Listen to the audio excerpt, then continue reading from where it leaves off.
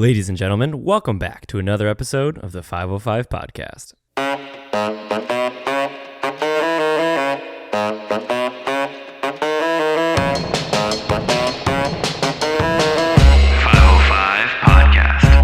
Welcome back, All Big right. Dog Chase. Yes, dude. I feel like a celebrity on this podcast. Well, here's the thing. I missed like a week, but you guys just decided you had, all the guests the way it lined up. It seemed like I was gone for a year, but we figured it out. Probably like 10 episodes we've just been Just doing. 15, yeah. I'm amazing at podcasting now. Yeah, you guys can just crank them out. You're so good at it. Christ, dude. I was listening to it because, I don't know. I was listening because I hear my own voice and I'm all stressed out. I was like, man, the guys are really killing it, dude. Thanks, Come on. man. Good Dude, stuff. we're glad to have you back. Oh, it's good to be back, man. How was the land of Louisiana? I was in in Louisiana for a shoot, which was actually pretty fun. Lafayette, yeah, it's pretty good, right? Yeah. Chase made me a drink, and this is Not bad delicious. at it. Well, Louisiana, dude, I had some of the best old fashions. I had too many old fashions, but it was after the shoot. Shoot wrapped early, so lunch at the the production lunch. I don't know if I should say this. Anyways, yeah, so we had some good old fashions. It was pretty good. But I was home for a wedding, which was really fun, but really quick story. It's pretty funny. So the wedding's on Saturday, as weddings are. I don't have like a big boy suit, right? So I go to I text my brother. I'm like, what's my oldest brother, Benton, would just fucking know the suit place. And he's like, text me this cool place. It's like a little boutique in Minneapolis. I go in there. It's called like Anthropology. No, that's not it. It's Atmosphere. it's a Atmosphere women's with an store. F. It's called Atmosphere with an F. I walk They in sell there. rugs though. and candles I at walk in Anthropology, there. dude. Home Goods? Yeah, dude. You got a suit little there? Hobby Lobby, baby. I walk in there, and there's two people that are like dressed all cool or whatever, and I'm like, hey, I'm going to buy a suit. And they're like, what? I'm like, I'm going to buy a suit. And they're like, yeah, so that's not really how this works. Like you have an appointment, and it's like a long process. They're like, when do you need it by? And I was like, oh, I need it today. And they're like, what do you mean? They're like, oh, the wedding's tomorrow. I need it today for sure. They're like, yeah, that's just not how that works at all. And I was like, so here's the thing. I'm going to give you money to give me a suit today. Like I'm here now. And they're like, no, you need an appointment. But then this guy started doing these weird like hypotheticals where he's like, well, if I were to give you a suit, and he like looks me up and down, he's like, it'd be like a 38 tall. Like if I were to give you like, I would have you try this one on. It just fits like a glove. I try the suit coat on. And he's like, and like, what would you, I think I would want it like in black, like if you were to give me a suit. All of a sudden they're just like ringing me up. And they're like, if you were to like pay for this suit, it would be $500 or whatever the fuck. I was like, so did I buy a suit or no? And then I'm like, yeah, I'm going to leave with the suit, right?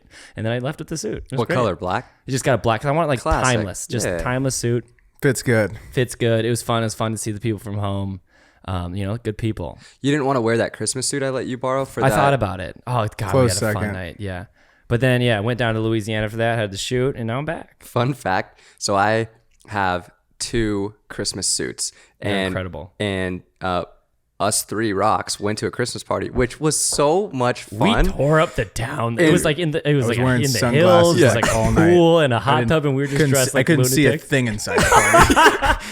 There's no way you I was could, dude. rocking the darkest fucking shades, and I remember being in there. I was like, I'm so committed to this. Like, Yeah, and I remember you some were. girls like bright as fucking. I'm like super bright. Yeah, Dude, like, we really went for it that night. But it was so oh, funny man. because I let Chase and Braden wear these Christmas suits that I have that are just too big for me. And Chase puts on, he goes, dude, it's the best suiting. was. This is the best fitting suit I've ever put And on. it did fit. It fit real fit good, great. dude. Yeah, We looked so good in those We had suits. such a fun little night. Anyways, that's for next Christmas episode. Hopefully, we'll have yeah, it. we're gonna, yeah. we're gonna pop that one back on. And you went to Coachella. Went to Coachella with Yeah, Costas. dude. It was a blast. Coachella. It was your first time. Here's the thing. It's such like a spectacle to see. You know what I mean? You see the pictures, you see the videos ahead of time. It's just like it's pretty like surreal, I would say. Pretty dope. Would you go back? Yeah, I would go back. I think I would do it differently. The thing is like the logistics of going to Coachella is a bummer. Like the traffic was terrible, and then like the walk in and like the walk out. But like once you're in there, it's pretty cool. The most ideal situation is camping. But not ideal. Exactly. So you got to to find a way to like glamp. I saw this girl. Figure out a way to glamp at Coachella. It'd probably be ideal. She was washing her hair with a bag because the shower line was 3 hours long at the camping yeah, thing. that's the thing. Can't do They that. had some like Firefest ishness outside of the Coachella, but once you're in there, it's dope. Who is your favorite act? My favorite act was, when honestly, Billy brought out the gorillas, which was crazy because the gorillas like don't perform. They're like super reclusive. I was like, this is a fucking moment. Shania Twain, when Harry Styles brought her out, was fucking awesome. And it's cool too because I didn't realize, because we were there, I didn't realize that was like an internet explosion of a moment. So every time I brought it up, they were like, you were there? I was like, what do you mean? Like, yeah, I watched all over the internet. So that was kind of fun. That's great. Lane and I snuck into VIP twice, which was great. You had that down. First time I just like tried to scan in. I didn't realize, I thought I was walking the alcohol thing. You know how I roll. And it turned green though. And the guy goes, no, this is VIP. And I'm like, oh, it turned green. And then Lane was like, well, let's try the next guy. We tried the next guy, just scanned and walked right in. The next day they weren't scanning, but we just said like, oh, hey man, what's up? I'm not going to scan, but like, it's good to see you, man. And just like walked right in. You know, it's all about confidence. Saw Matt Como there, see him everywhere. I was going to ask. Just see him just everywhere. Just everywhere. Just like glue, huh? Everywhere we go. Shout out Matt Como. Yeah. And now we're doing, working on this project that, he worked on the last one. Yeah, exactly. We just got to beat Matt Como. I think every podcast we should shout out Matt Como. Well, you just until we get him on. Until we get him on. Yeah. I would love to have him on because I have so many funny Matt Como stories of just seeing him everywhere. Yeah, so shout out Matt Como. Yeah. I'll save him for when he comes on. I'm not going to tell him until he comes on. Speaking of this project that we're working on that Matt Como did a video for, we just locked in a new project that the Three Rocks get to work on, which anytime that happens, we're really excited. Called Stonehenge, maybe? Yeah. When all three of us rocks are on it. There we go. Yeah. Bring the Avengers together. Yeah. There it is. Assemble like that GIF. But yeah, so I'm really excited to work on this with you. It came about through Instagram DMs, and I was like, yo, boys, I had a great meeting with this company. What do you guys think? Let's hop on a call. It's just a great call. And now we all three get to work together. Which is amazing. It's been going through, it's so fun to go through the ropes of like a big production. There are so many steps, but it's so like, it's gratifying. It's like, you almost use different creative outlets because you're not just shooting. You're like thinking of like treatments. You're thinking about like the mood and the fucking feel of like what it'll be like. And it's cool to have to go through those ropes ahead of time. It's also, go ahead. I was just going to say, it's also really nice to have you guys to lean on, and especially bringing on Braden's good friend Sharif as the producer. Yes. You guys definitely have more experience than I do on these like bigger production type of shoots. And it's so nice living with you guys and being able to bring you guys onto projects and being able to lean into you guys and be like, kind of take the lead a little bit and like, what do we got to do for pre-production? How's all the logistics going to work? It's just like, I just want to say thank you because like I would have not been able to do it. Well, let's talk about it. Let's talk about it on this pod, dude. Come on. Let's do it. Let's talk about all that, all the pre-production, all the business, all the stuff. It's got to go. For a lot of you listening, when we made this pod, this was for the Little Rock Us in mind. This was. So I hope that either wherever you're at on your journey, that you can hopefully pick up, 1 to 2 things from every episode that we do and apply it to what you're doing right now to hopefully expedite your process. And we've messed up like so much shit, and that used to be how you had to do filmmaking. You used to literally only be able, the only way to do it was to trial and error. Yep. And now what's really cool is you have people that do courses. And that's why I have a different mic today, huh? Yeah. You also have the little Easter egg. You also have the opportunity to learn from YouTube, to learn from different places. But even today, right? I think when I learned on YouTube.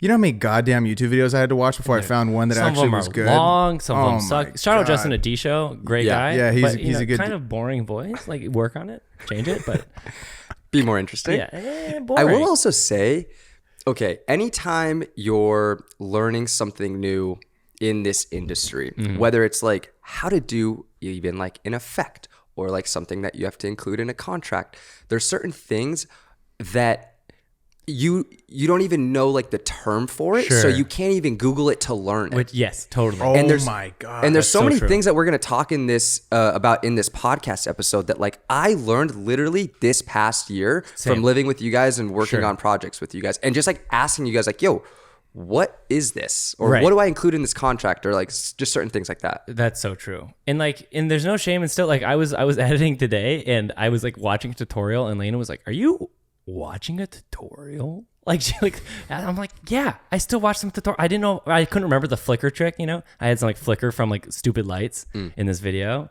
and I just couldn't remember. You gotta like push it 1 frame forward and lower the opacity 50% on the top layer. But I couldn't remember exactly how to do it, and she would look like so disgusted with me. I was watching a tutorial.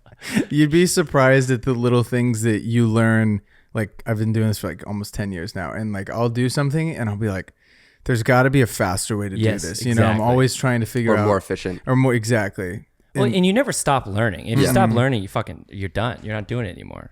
But should we get into Yes. How we can really like our tips for basically making business around this and making business seamless and maximize your business as a creator? Definitely. I got one thing though before we hop into it. I just want to go over, if you did a $200 shoot, like between $200 and $500 back in the day, what did that look like? What you get? You got a $200 shoot. What did it look like? What did that look like for you? Oh man, probably like one call on the phone where I don't say the price because I'm thinking $50, and then they say $250, and I'm like going on mute, like so pumped, you know. And then one call, basically, they tell me what they want, and then I roll up with my camera. And I'm like, all right. So, and I'm like looking as I'm going. I'm like, oh, I could film that. And I run and film it. Or I could film that. I run and film it. Or like they have like some like interview thing, but I'm just like hitting the camera. I just brought my mic. You know what I mean? Like I'm not like giving questions or anything. There's nothing before. There's obviously editing, but like no pre-production, no like creative work together, no concepting, which is so important now. But what did it look like for you? Yeah, I remember one of the shoots that we did, we like went out to the coast of Oregon, and I was supposed to fly the drone in the beginning. And then I get out there and I go, sick, no memory card for the drone. That's great. We won't with no drone today. And then I go, all right, let's get some B-roll. And I look in the camera, I go, it's fucking great. No memory card in the camera. and then I go, all right, we're at Code Red. We're like 2 hours away. And I remember I go, hey, you're into photography, right? You got that camera in the back? Yeah. Pulls out this card, 8 gigabytes. I go, that's great. I don't even know they make them like that. We're going to figure this out. So but it's crazy how that works, though. Yeah. And I think that just showing up to things without little to literally zero preparation with the camera and looking at a place, and then most of the frames looking like shit when I get back home. I'm like, oh, there's a box in the back of that shot. That's great. Yeah. Right. You know, just like there's so many things. There's probably like 95 things that are going on at once at a video shoot that you probably need to like remember. All the settings of the camera, all the space, like, you know, all the things need to be perfect. Oh, there's a light flickering in the back. And then you get further on and you're thinking about like the treatment or like the script. And I'm like, am I following the script? Am I getting the script shots that they want? Is the client happy? Like on that LAFC shoot, there were fucking like 50 people on set. You know how stressful that is, dude? And you're thinking like, well, I got to get that because we have that in the treatment. We got to make sure. Like there's just, your brain is like this. Not a shoot for somebody else, but for when I was trying to like start out and do like YouTube stuff. I was telling Brayden this earlier when we were planning out the pod, but I was like, okay, I need lights. So I went to Home Depot. Sure. They got lights there. They got lights there. Great place Not to get like lights. video lights. Chandeliers and shit. So I got lights from there. Floodlights. Yeah. And then like I was watching YouTubers, and one thing that just a popular thing that YouTubers would do would be like they would say something and then they would crop in further to like make your face a little bit bigger when you're like emphasizing a point. I didn't know how to do that in editing. So I thought they literally had to like film the thing, zoom quick, zoom in like 5 funny. millimeters on the lens, like little things like that. And I'm like, oh man, you just have no idea when you're first starting out. It's just trial and error. It is trial and error. But now we have the 505 pod, and we're here to help you guys. There we so go. This is going to be great. So buckle up. Yeah, get out your fucking notebook, get out your journal, get out the iPad, and let's rock and roll. So first order of business, ladies and gentlemen, is your Instagram is not your portfolio. It's a great place to start. I think like if you don't have bread, like I didn't have bread in college, so I was using my Instagram, and then when someone was like, yo, let me see your website, I go, it's great. I literally remember, this is why I made a website. My sophomore year, I got a job to go work for the A's. And I was like, the guy goes, send me your reel and your website. And I go, shit, I don't have a reel or a website. Right. So literally pull an all-nighter, make a Squarespace. Good places for websites, Squarespace, Wix, and we use WordPress because you can get data on people. So, you know, give me your data. Give me your data. Give me your email. But that, you know, that is why you could use one of those nicer websites where Squarespace and Wix don't give you as much like information on who's checking out your site and all that good easier stuff. to make Super easy to make. Yes. You know, they have like all those templates and whatnot. But They're kind of similar to Canva in a sense of like they Sure. have Plug all and these play. templates Plug for and a play. website. Yeah. But you need a reel. And I remember when I made like my first reel. What's a reel? So a reel is basically just a collection of all your best work, and It's about a minute. It's always it rarely goes over a minute. People don't like it if it's over a minute. People are busy, and it's just like you put like your best work first. Basically, it should have like a feel that like suits who you are and like what your style is and like how you like to make videos. Like if you want to make like really like beautiful like naturey videos. Like it shouldn't be like blah, blah, blah, blah, blah, blah, you know what I mean? Definitely. But like usually has high energy and like just show off your best work. Yeah, you want me to Do that one more time. Yeah. That's We're great. back in the Sahara time at fucking Coachella. Absolutely, exactly. My ears are still going. But I remember when I made a reel, all of a sudden people would ask me like, "Oh, let me see your work." Send them the reel, and all of a sudden I have the job. It's just like that. Like a reel is such an important step, and just sometimes you can even shoot stuff on spec where you're not getting paid, and you just be like, "Well, this is for my reel," because it's kind of weird because like you can't get work without having work done. So it's like a vicious circle if you don't just like go out and make your own work. And okay, let's say you haven't done a ton of paid work. You've only had a few. Use spec work or just like go out to get like literally a specific shot for your reel. Totally. If you want, to keep building your reel and have more variety. Also, the problem with using Instagram as your quote unquote portfolio is that Instagram's in chronological order. And the thing with the website is you want to focus and highlight your best work. Not your most recent. Exactly. So that's another plus and a reason why you need to have a website. Yeah, bare bones website, like put your reel on there and then below it just put like a cool video you made that you're proud of, give like your credit, like right, like say what you did on each video. And then like if you have your reel and like 3 videos you made, that's like enough as a starting point. You know what I mean? I remember in college, our sophomore year class or something, everyone had to make a website and nobody had any work. So like the class was literally making work for the website. Interesting. And everyone's website sucked because there's like 2 things on them. But then the professor just kept telling us like, hey, like you're going to consistently be adding to this and tweaking it until you're happy with it, until your best stuff's on it that you can actually go get a job with. And making websites a fun like creative outlet too, I would say. So yeah, get into it. Enjoy it, man. Also, another tip is get a good like headshot of yourself. Oh yeah, not a baby picture. Yeah, put a very up to date photo of yourself that's like shows your face. Yeah, shows your face. You're looking good. You're in a nice fit or a suit. I don't know. Maybe hold the camera. A suit from Anthropology. Yeah. You go get those. Those are great. You can put candles on each shoulder.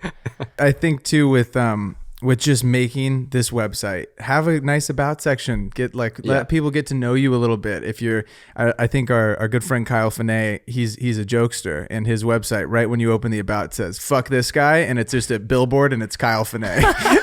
So I mean, that's just kind of funny. Like, have fun with the website. Make it look, like you, because you're all different. That's how you get to showcase it. Totally, and make it feel unique and like you, and like just show off, like your best stuff. What do you think's like one of the first things that you get a call from a client, right? And we're not doing like small work anymore. We're doing like, let's call it, I'd say maybe 1,000 to 10,000 or something. Big range. 5 to 10,000. 5 to 10,000. Because there's a switch. Yeah. I'm gonna go 5 to 10,000. Cool. Okay. You get a warm lead, and they're like, "Hey, what can you guys do?" What would you send them over?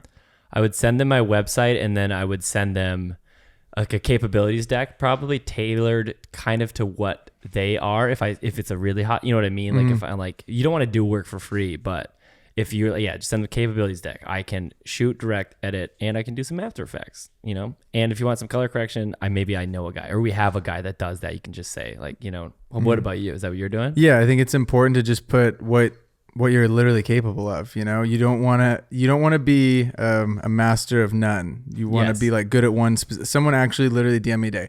I do simple logo design, videography, photography. I'm like, he said I specialize. I go, that's not specializing. You just named like 17 things. Right. You just literally named 17 things. Right, so find a few things that you guys are really good at, or you have a friend that can do photography. We're good at photography because videography. It's important to delegate, dude. Definitely. Also play guitar.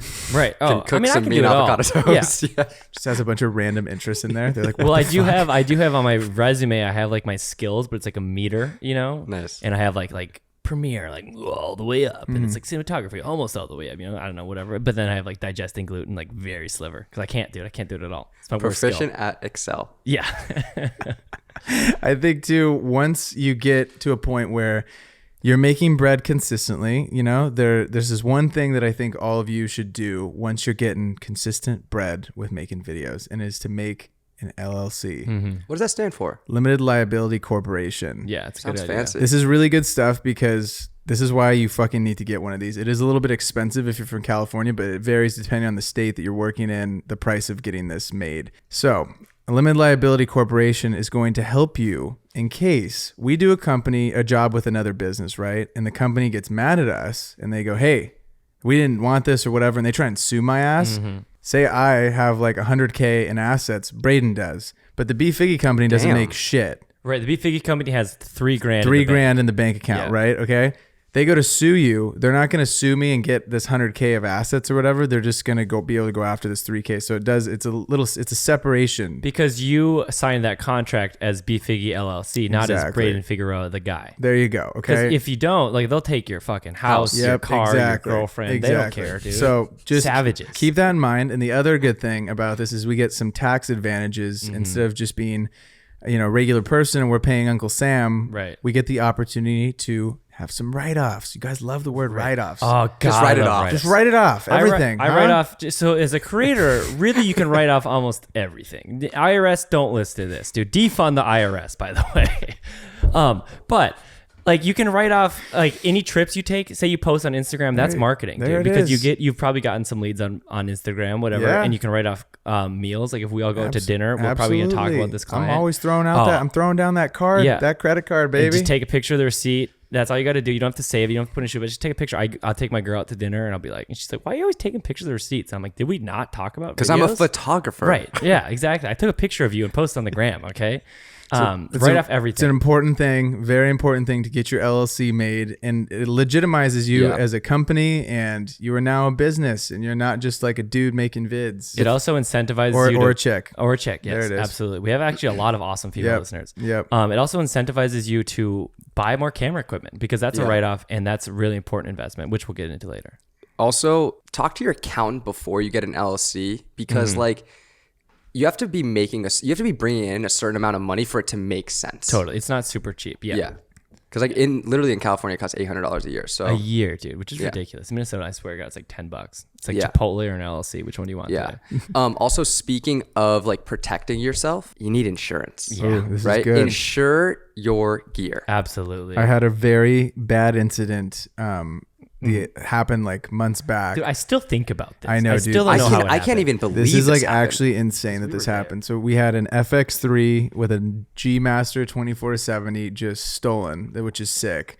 And that's like, for those listening, that's like $8,000 worth of shit. Yes, and and I still don't know how we lost it, but it's fine. basically, what happens in that situation, if you don't have insurance, you were shit out of luck and you will buy a completely new setup. And for most people in the world, $8,000 sets people back pretty deep. Yes, Oh, dude. So, so that sucks ass. So, but what's great is I had insurance. And so I called my insurance guy and said, hey, Rock, I lost this camera, got stolen. It's gone forever. He goes, it's great. Let's file a claim. And then in a month, I get the bread back. So Yeah, dude. insane that that's even possible. They just took it right out of it had to have taken it out of the car as fuckers. I have no Anyways, idea. but yeah, Camera's gone forever. Sure. I mean, I was shooting a thing for Genesis, and there was this other guy there that had like a C70. This is before we had our. No, it was right when we got it. And the dude just put it just down, and he just like put it on a table, and then like went and had a coffee, Stupid like move. an idiot. Stupid move. And then it's not there, and he's freaking out. He's like asking me, he's like, "Is that mine?" I'm like, "Nah, dog, I got my sticker." Yeah, get stickers for your shit. By the way, That's that a good helps. one. Yeah. And he was freaking out. I'm like, "Well, you have insurance, right?" And he's like, "No." And I Just was a light I was $8,000 down the dude, drain. You are fucked. Yeah. So Poor guy. get insurance. It's so necessary. And dude, like literally for $1,000, you can cover like $1 million of Yeah. shit. So, Literally. So for the year, it's so worth it. You can pay month to month, or you can pay for the year, and you can get a little bit cheaper rate. Along with that, like oftentimes when you go to shoot at certain venues, they're going to ask you to provide or get a COI, which is a certificate of insurance. Every time I go shoot a venue for Loud Luxury, I have to provide a COI. That's just in case like something happens, like I have insurance covering me. Is that like Yeah. if like the pyro like sets you on fire? Yeah. If he I falls and breaks guess. his leg in the thing. Right. Yeah. No, I also think it's like if I fuck something up in the venue. Oh, You know what I'm saying? Like sure, I sure. have a $1 million or $2 million of insurance that can Attaboy. cover stuff. Yeah. Yeah. But I didn't even know what a COI was really until like recently when I had to start providing them for multiple shoots. But it's a COI is just a certificate of insurance, and through your insurance you can get them. Yeah, you invest in yourself as a business owner, as a creative. Like this is super important. Is like you're always investing back into yourself, whether it be with gear, Totally. whether it be with an accountant. That's literally you're investing back in yourself. Yeah. You're getting someone to help you get through, your taxes and all that good stuff. Well, yeah. Let's talk about investing quick, because as most creators, not most, but a lot of them are freelance, right? And when you're freelance, you don't have the option to like put money aside for a 401k for retirement. So the Roth IRA is your best friend because the Roth IRA is not taxable. You can contribute up to $6,000 every year, unless you like start making a certain amount. $500. $500 a month. Yeah. And it's just like it's insane because it just the compounding interest, dude, on this thing. It's like if you start doing it when you're like 21. And I did the math, but you will be a millionaire when you retire, which is crazy. And you need to invest that because then when you're 65 and you're too old to fuck and your back hurts, you can't lift the Ronin anymore, all of a sudden you got millions of dollars. You don't need to go to Hawaii, you know? And you're either going to give it to Uncle Sam, you're either going to pay it in taxes, or you can invest in yourself. Right. So invest in the Roth IRA. I would also say like in other investing terms, like I've been reading this book, The Psychology of Money. Super interesting. Good book. But invest in like, especially if you're young, like just slow and steady always wins the race, you know? Yeah, the get rich quick schemes are usually too good to be true. Right. Sometimes they hit and a lot of times they don't, and it just kind of evens out, but like a slow and steady incline. But yeah, like you said, the best thing you can invest in is yourself, especially as a creator, because you can just see it. You can see the return physically. Like if you have like the most money you can make with a T5i, let's say, unless you're like Casey Neistat, like Tom, like a artist, right? Is probably like $1,500, I would say, like tops for a video. For a shoot or yeah. But if you invest like this $7,000 or whatever to buy like a C70 or whatever, it's a lot of money, but you can all of a sudden charge like $20,000 for a video because you have like the top of the line stuff, and then companies will come after that. And you usually, I mean, in our experience, we bought the Red, we paid it off in one shoot. We bought these C70s, we both paid them off like threefold by now. It's a hard leap to make, but I swear if you're a creator and you're passionate about this, investing in cameras is never going to bite you in the ass. I think so too. And you don't also have to spend like the whatever $6,000, $10,000 on the camera. Again, we've talked about this before on the pod, but like you can rent gear. Yeah. You know, and you can also work that into a contract. Right. Your budget. True. It's also a business expense if you buy it. Yeah, exactly. And I think there comes a time when you're doing stuff for like, you know, $1,000, $2,000, whatever. Like, there's not really any planning, not a lot of planning at least that goes along with this stuff, right? And as you get, you know, into big rock land, we're gonna call that. There's things that are expected from the client side when you get on the phone call. They're like, "Where's this?" You know, and we're gonna help you with that in this episode, so you don't look stupid and you come prepared when it does come time for you to charge more money and you're ready to assemble your squad for like a job that you get. You're not going to look stupid and you're going to be ready to rock and roll. It's all in the land of pre-production because you get paid for your ideas, right? Because it comes to a point where like everyone can like, not everyone, but like there's a few talented people that can just like make videos, right? But there's only one person, you, that can come up with this idea that the client's going to want to buy. And that's what they pay for ultimately in the end.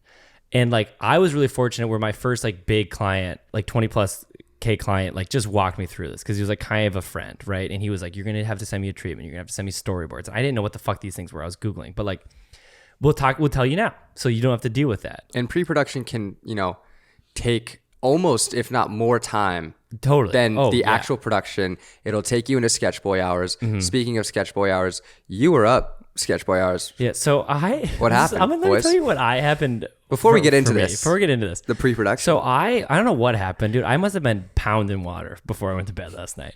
So I get up to pee for like the second time already at like 2 a.m. And I get up to pee and I walk out there and then I just see Braden like dart into his room.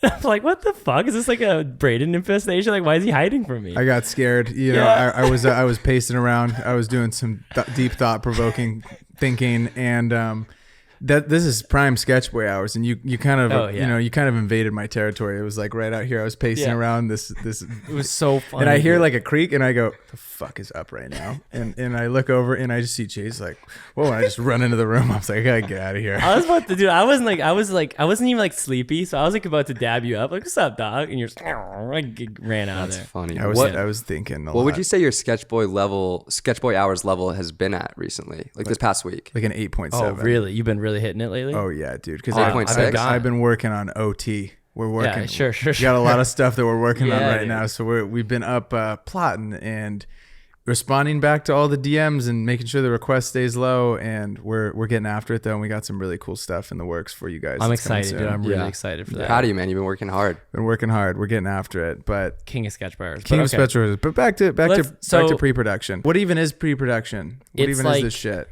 I always think of the basis of pre-production. Oh, well, there's two sides. There's like the creative side and there's like the business side, right? Okay. On the creative side, I would say like the main thing that like gets you work is a treatment. So when like, and I'll explain the ways, but yes, Gus. I was just gonna say, like, before you even get to like the pre-production stuff, like you're gonna get a lead for a client somehow, right? So I think we should talk about like when you get a lead, right? How might that come about, and like what are the first few things that you deal with? Like how is that first initial meeting or call gonna go? Sure. Yeah, you kind of have to like say, well, this is like you kind of run them through your capabilities in a way. You say, this is what we can do. This is what yourself. This is what I've done before. Yep. Be like nice, be funny, be friendly. Just because be these you. first meetings, they just are kind of They're feel trying you to- out. Yeah, they want to see what the Are deal you is. sketchy? Are you going Are to you steal my sketch? money? Yeah, exactly. Like be friendly, and then if that meeting goes well, they're like, that's great. Like how like you send us over like something for this project that we can like sink our teeth into, right? Like the big commercial land, they'll just go out. The agency will go out to production companies, and the production companies will go out to directors. And then the directors send in treatments. No, they don't get paid for it, but they send in like the sickest fucking treatments. And then the production company picks the one, like the director, that had the coolest treatment basically, or the one that aligns with the vision the most. Tell me a little bit about a treatment. Like what exactly is a treatment? What is included, and how do you make one? Totally. So usually it's like you get like reference photos from not your work necessarily. It can be some of your work, but like GIFs and photos that like feel like how you want the video to feel, and then you describe. So like there's this one that I've used before that's like, it's like a car like ripping through a city basically, and it's just a GIF. And then I talk about just like speed and how I want speed to feel in the video. And so you describe like feelings that you'll have. You describe like the texture, describe like the emotion that the viewer is going to go through while they're watching it. And then you also get into more of like the beats of the actual video you're going to make. Like this will happen, then this will happen. It's not like a script so much as it is just like, like an outline of the video with like pictures that kind of describe how it's going to feel. And a lot of the times there's like, you're going up against multiple production companies that have sent in these treatments. So you want to make it good. If you can, partner with a friend that's good at graphic design. Totally. That'll save your ass. Now, does the treatment come, before the initial meeting or after the initial meeting? It depends because Yeah. on those bigger shoots, they're reaching out to like 50 production studios, and then they're just getting in a bunch of them, which is kind of effed up because they're getting their ideas before For free. Yeah, which is whack. But Oh, dude, I had this one. It was actually for the Timberwolves. Shut up, the Timberwolves in the playoffs right now. We're probably gonna lose. We keep fucking up the leads. But me and my buddy Kevin pitched the Timberwolves, and we had I made like a sample video. He had like the sickest treatment. We were super excited about it. Sent it in, and I wasn't in the meeting, but he was. And he said no one else had a treatment like ours, but we didn't win. It was really frustrating. They went with like this big agency, right? Fast forward a month. The Timberwolves are just, dude, it was our creative for sure. All the stuff they used, I was literally like exactly how it felt. I was so fucking pissed. Anyways, that's the fucked up thing about treatments is a lot of times you don't get paid for them. So even if you don't win the work, you still don't get paid, which sucks. But you kind of just got to throw your hat at a lot of stuff. That is the creative and all that kind of stuff. It's very determinant. If that's even a word, is that right? Is that word? I don't know what you're gonna say It's next. determined on like. there it is. It's determined on how well you communicate with the client, Yes, right? So it's totally. like when you're taking that initial call, they're gonna tell you like exactly what they are looking for you, and like having clear communication is the best way to like ensure that you provide them with a great treatment, and that like Yeah, you're there to listen. You're there not Exactly. to sell. Totally. You got to come to that first meeting with a solid list of questions. exactly. So you don't leave and then be like, oh, Wait, we were supposed what to ask the- them this. Or like, Right. oh, we forgot that. Like you look stupid. Then that makes you look like an amateur. Another note on the treatment, and then I'm going to go off that too, is that this is what they do in movies, and I'm going to steal this for commercial Let's stuff. go. They make a playlist, which is so sick. Ooh. Yeah, so they send them like a 10 like- song playlist of like this, like these are like songs that might actually be in the movies and it's also just, it totally, because what creates mood more than a fucking song? You know what I mean? So like, I'm like going to try to start making like 5-song playlists for commercial stuff. Just like kind of say like, this is what it's going to feel like. Might be a song reference for the actual spot. The other thing I was going to say was in these initial meetings, they're going to tell you what they want, and you just got to rephrase it and say it back to them. That's the whole key. This is the key in dating. This is the key in everything. Like, seriously, they're going to say, like, we want a 30-second video that really makes us feel like our brand is cool and it's disruptive. And then at the end of the meeting, you'll be like, yeah, so I think that's what we need to do here is like, we need to make a video that makes it feel like you're just like interesting and like really like hip, you know, and like awesome, and like it just like it's almost innovative in the thing, and it's about like 30 seconds, and they're like, this guy fucking gets it, dude.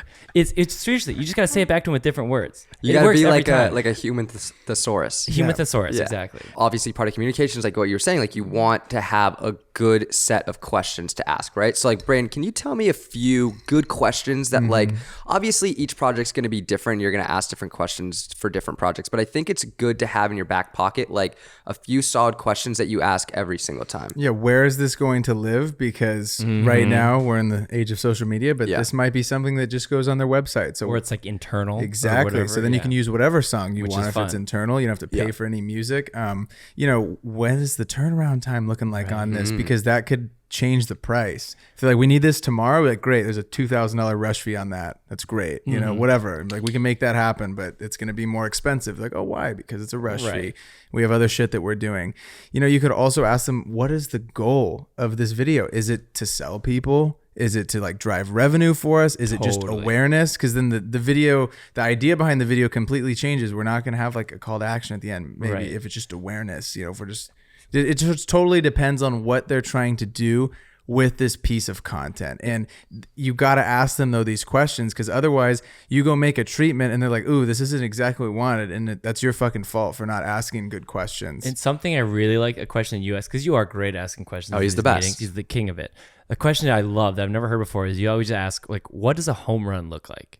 Like what? Because then you can't lose. Then you can't lose. You can't lose. They'll tell you exactly what they want. And if they don't know, then if you get them and they don't like it, they're like, well, you didn't know what you wanted to eat. Yeah, and you know? this is the whole thing is you might get into a meeting with someone, right? And you start asking them questions and they're like, originally they're like, we just want a video. And by the end of it, you're like, oh shit, you guys need strategy. You need a bunch of other stuff to like actually make this happen. You might not even fucking need a video. Yeah. You ask a bunch of good questions. Like a lot of people just stop at like, oh, where is this gonna go? And then they're like, oh, it's gonna go on social. Okay, cool, that's it. And then they stop there. But it's I like social. But it's like hypothetical, right? You keep asking questions like, oh, hey, I'll give you a great example of this. So say we're working with like a football apparel brand, right? And we ask like, oh, you know, what's this video for? Like we're trying to sell some stuff. Okay, like what are we trying to hit? Like, oh, we need to hit 2 million. What happens if you hit 2 million sales on this?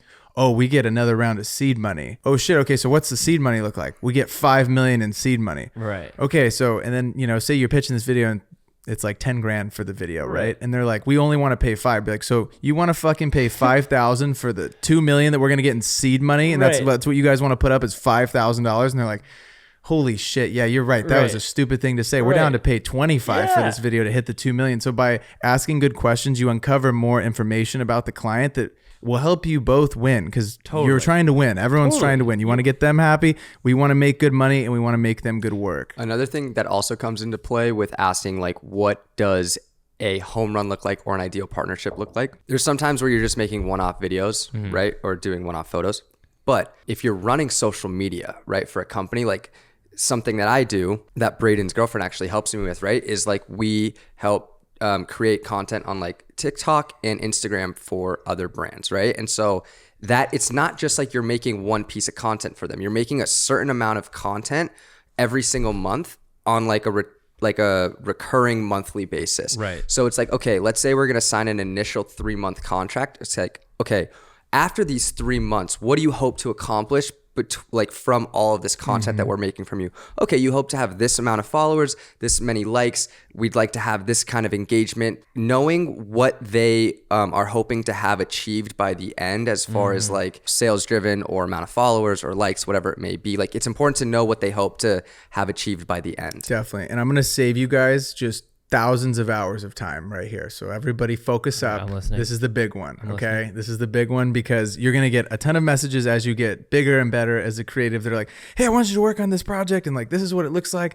And this one single line will save you so much time and money. And it's just bringing up budget early so you can figure out, you can weed out people that can't afford you. Tell them, be like, our minimum level of engagement is whatever your daily rate is that you want, $1,000, $5, 10, 50, whatever that number is. And then they're going to be like, we can't pay that. Great. Bye. See ya. Yeah. That's easy. And it's that simple. Then they don't waste their time either. Yes, exactly. Because then they're reaching out to the wrong it's not guy. the right fit for them. And it's also dope to say. It's a great It's line to fun. say. Oh, my minimum is 5. Well, I didn't. You 500? You're doing great. Or- No, 5,000. But you're doing great. That's great.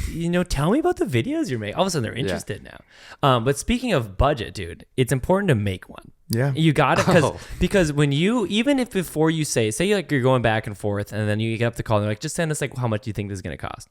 Don't just like guess, because there's a few times where we set a big number and we thought like, holy shit, like we don't have to work again. Like we are rich now. But then you do go through the costs and all of a sudden you're just getting paid like basically your day rate. I mean, there was a time where I thought we were going to have a really big bag, but then because of the thing we were shooting, the hotel was like $3,000. And that really cuts into your fucking profit. You know what I mean? And it's not like once you get a little bigger, they just give you a budget and then you spend it on how you see fit, right? And so you're not just like, oh, we'll give you $500 to make a video. And so it's important to make a budget and put in there like how much the hotel, flights, if you have to fly, meals, Ubers, like gear equipment. Mm-hmm. There are so many things that chip away at your profit. And you need to put all that in there, and then you're like, "Oh shit!" Once you realize that, like, I need to charge at least $10,000 to make any money on this There thing. you go. You know exactly. what I mean? My first 10K video ever, right when I graduated college, we locked in our first 10K video, and I was like, "That's it. I don't have to work anymore. It's over." Right. I'm also moving to Bali and Yeah. everything's way cheaper. Yeah, Right. exactly. So we do this video in LA, and then we bounce out to Bali. We shoot this video. It goes really well, whatever. There's like a few videos. Upon further investigation of the contract, I realized that I had made a crucial mistake, and I left out revisions in the contract. That'll bite you. Holy shit, did this just ruin my day? We get out to Bali, and I'm Bali fig now. I'm rocking no shirt.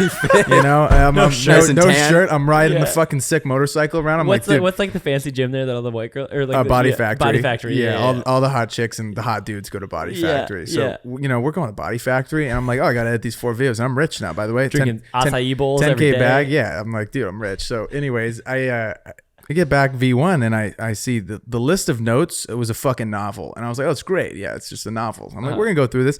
And then I look in the contract, go, holy shit. I left out revisions and we're fucked.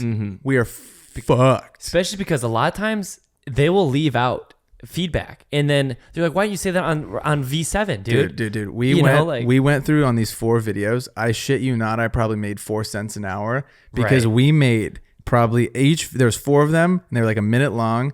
There was each at least version 29 or above. And we were going like this. insane. We were getting to 29, like in the 20s, and they'd be like, can we actually revert back to V6? And my dumbass also at that time You weren't doing the I option copy thing? I wasn't doing copying my sequences. Yeah. So I would be like, Yeah. I gotta remake version 9. Are you Right. fucking kidding Let's me? let's just clear this up right now. Yeah, right now. Okay, so if you make an edit and then you send it off, and then they give you notes, This you will save. duplicate the sequence, New timeline. and then say like V2, There right? it is. And then copy the sequence you have, and then start going, because so many times, right? You know, I actually really liked V3. Now I'm seeing V12. I really liked V3, and if you don't have it, you got to make it again, which sucks. It's terrible. It makes Done you it just want to before. cry. So really, just have revisions in the contract for the Yeah. love of God. In the statement of work, have revisions. Like, please, like Let's talk about a statement of work. Like, that's a what good is that thing. when What you is a send it? statement of work? I was you know? asking Wait. you. Oh, okay. I can go. I can go. Before that, You always write them. So. we're gonna get to that in one sec. Oh, but give it to I do me. want to say that like talking about money is uncomfortable. It's not like an easy thing to talk about. I love it. But I love money. but especially when like dealing with the client, but like you just gotta get over it and like you gotta talk about money because you want to bring it up early in the initial conversation, but like the worst thing you can do is have an initial meeting with someone and not bring up budget. Totally. Be like, oh, I'm so excited. Like there's this new client, da da da da. And then you're like, well, fuck, I don't even know how much they're going to pay me. And then like you spend all this time making the treatment, whatever. And then you send it over and they're like, ooh, we can't actually afford you. And then you're like, I spent all this time making the treatment, doing all this creative work, and I'm not even getting paid for it because we're not aligned on price. I can't tell you how many decks that I've made that I've spent days of my life making, and I will never get that time back Yeah. because I didn't bring up the budget early in the conversation. So bring up the budget early, have a minimum level of engagement that works for you, that gets your bills paid, that you're happy with, and you will never, ever run into a bunch of BS with a client ever Because again. that's where they get you is the revisions, man. For sure. That's how if you like all of a sudden it's awesome and say in the statement of work, yeah, like, oh, it's just gonna cost you way more to give us more revisions. You know what I mean? Yeah. It's so important. This statement of work is after like they've agreed. They're like, yes, we want to do this. Perfect.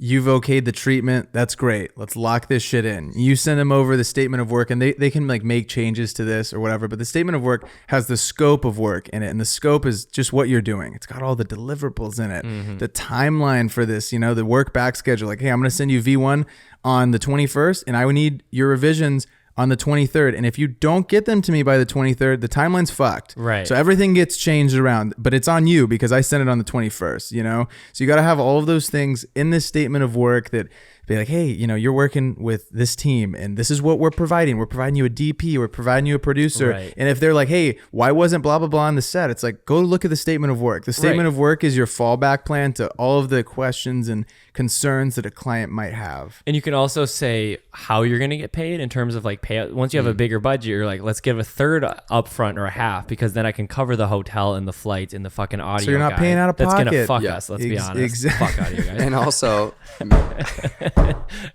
and then you have enough money already though, Yeah. but you're not super pissed about it. You can eat Chipotle and feel happy. and also include what is outside of your scope of work. Yes. Because you know, you might be doing a video and they're like, oh, can you also take photos? Well, no, because that's outside the scope of work and that's going to cost you extra. Graphics. We love graphics. I've gotten that a few times. Like, oh, like you can like make like really sweet graphics for this, right? As the video guy, and I'm like, well, that's not in the statement of work, and no, I'm gonna have to hire a It's designer. outside of scope, and I'll get you a quote sent back over for that. Right. It's I great. got a great designer in mind. He's really expensive, you know. Another thing that I've learned coming along the way of like creating budget is just like not taking into account certain things that are going to cost money while like producing this video or doing this project. For example, like travel, right? Like whether it is your time that it takes to travel, right? So let's say like, you know, you might get hired to like go to another state and it's just like a 2-hour shoot or whatever. And you're quoting them a certain price. So like, yo, it's only a 2-hour shoot. Like, why is it so expensive? Well, I'm Travel flying, days. you know, I'm traveling 6 hours both ways across the country. And like, that is my time. Because it's all just your time. They're paying for your time, right? Yeah. And like, so yeah, like, and usually you usually get like a discounted rate. So like, say like your day rate is $1,500. Usually your travel day is like $750, which is fine because you don't have to shoot. You kind of just hang out on the plane and watch movies. But definitely build them for travel days. Very important. Also, lodging, gear rentals, Yes. meal, models and actors, Oh yeah, props. They'll take your money for Think sure. of any and everything that's going to cost you money and like work that into your And budget. put it in an Excel sheet and, Yeah. and you send it to them because then they see, oh, this cost $30,000 because of da da da da. And all of a sudden it makes a lot of sense instead of just saying a big ass number and they freak out. And you're gonna know when you get here because this isn't for the mom and pop donut shop. Right. You know what I'm saying, guys? Nice. Like, Did it you know, rhyme? okay, yeah, that was good, huh? Yeah. You guys got to remember this. Like, don't go to your first new client that's like $1,000 at like a $500 job and be like, I need $17,000 because I listened to the 505 Right. podcast and they told me to do this shit. No. Don't ambush people. Yeah, you don't, got- mom and pop shops need cheap videos. Yeah, guys, you know? don't fucking price gouge people because this is great advice here. Like, no video. There's not going to be one video that you guys make in your career unless it's like a feature film that just makes you rich overnight, right? Like, dude, even if it's like a $50,000 video, I promise you, it's not going to make you rich because by the time everyone's paid out, all the shit's said and done, Right. you're not going to come out with as much money as you're probably thinking. Yes. So, like, try and be cognizant of when you're making a budget, be like, okay, what's fair for this? And also who's your competition? Who are you going up against? You know? Right. And then one more just on the topic of like budgeting and stuff. It's not always good to come in cheap because Yeah. people are gonna like hypothetical. I'm a business owner and I get a bunch of budgets and I see the cheapest guy. I'm probably just gonna fucking rule the cheap. I'm like, I don't Me want too. broke shit. Get Right. that out of here. Right. Right. No broke boys over You know, here. you know what I'm Right. saying? So like always be thinking like you're delivering a quality of your work. That's what people are paying for.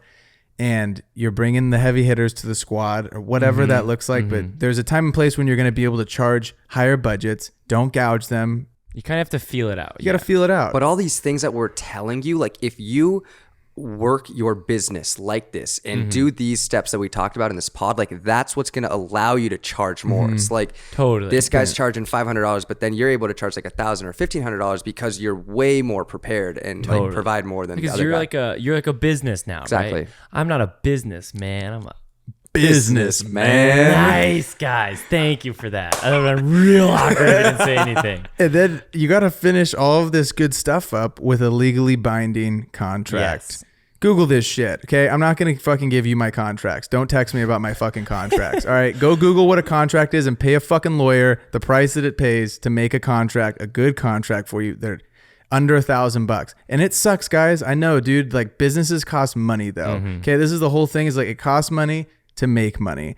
So go out, find the right people that you need to hire to like make good stuff. And I think that is all she wrote, ladies and gentlemen. Ladies and gentlemen, thank you for tuning in to another episode of the 505 podcast. If you're still here, please take a screenshot, lob it up on the story, tag Jace because he's back. Yeah, tag me, dude. Dude, it felt good to have you back. Felt good to have you back. It felt great to Also, be back. okay, real quick, we just recently hit 250 subs on YouTube. Like, and the engagement has been crazy. Come on, shout out to the squad. Dude, you guys are going nuts. we with got the pod. we got dope shit planned for yeah. you guys, and I can't wait baby. for the journey. And we'll see you guys all next week. Peace. Peace. Bye.